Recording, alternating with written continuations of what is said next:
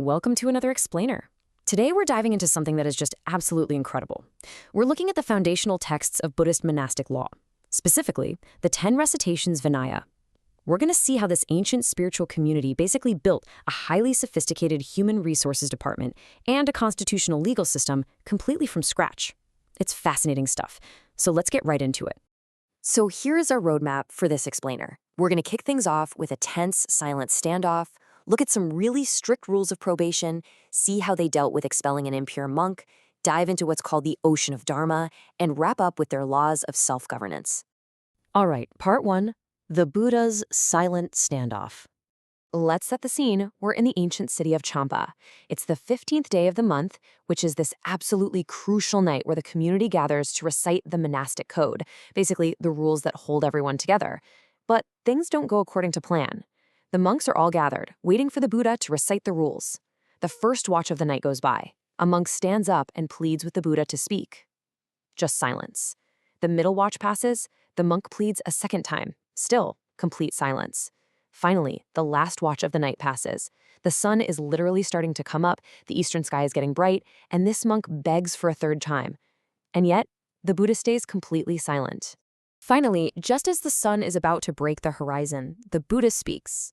And he says, "My assembly is not pure. That's the problem." He flat out refuses to recite these sacred rules because there's a rule breaker, an impure person hiding right there in the crowd.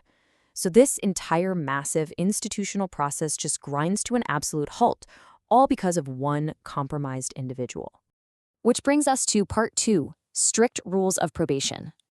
Okay, to really grasp what makes someone impure here, we need to look at the HR protocols, if you want to call them that, of this early monastic startup.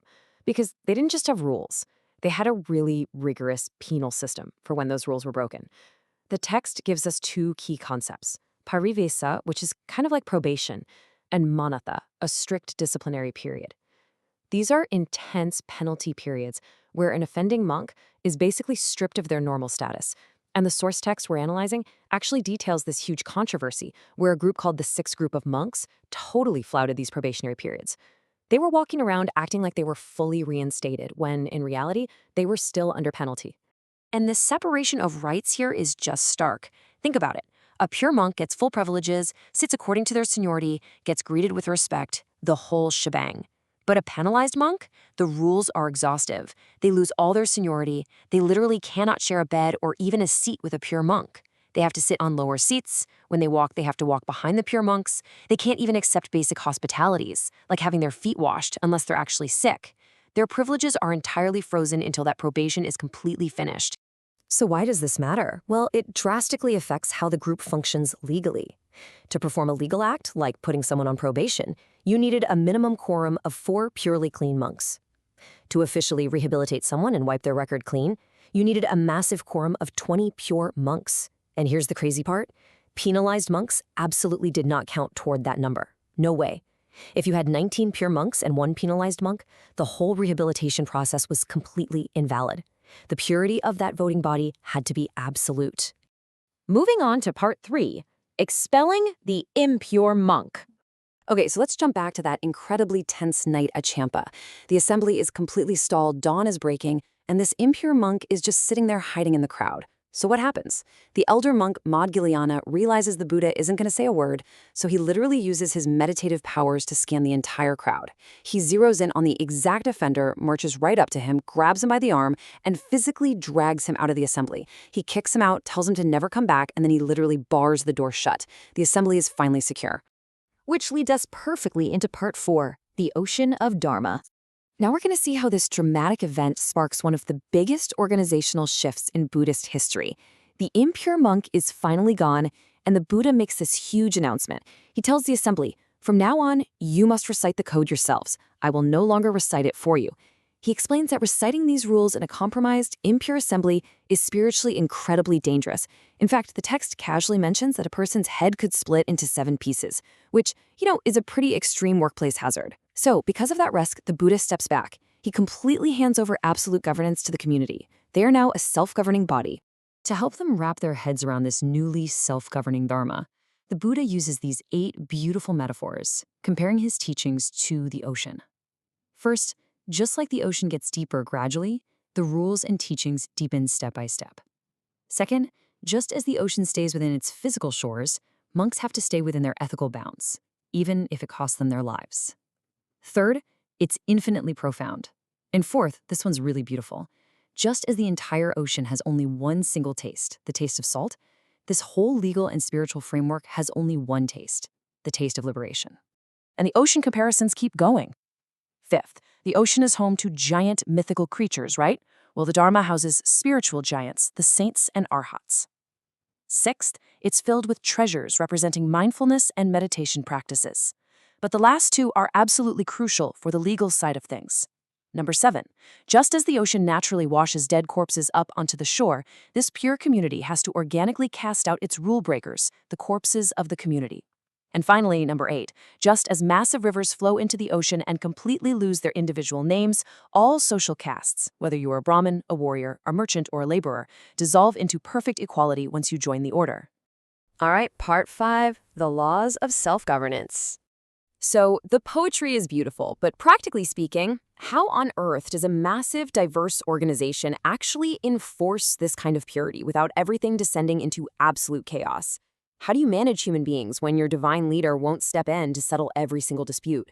How do you make sure that when someone suspends the rules or calls out an offense, they're doing it based on real evidence and not just some petty personal grudge? Well, the text actually outlines a remarkably practical procedure for exactly this. To stop endless bickering, the text establishes a very clear hierarchy of evidence. Step 1 is fleshly sight. Now, this is fascinating. The text explicitly bans using supernatural, heavenly sight to make an accusation. Because, as you can probably guess, allowing mind reading in a legal dispute instantly led to completely unprovable arguments. You can only accuse someone based on what your actual physical eyes saw. Step 2 is direct hearing.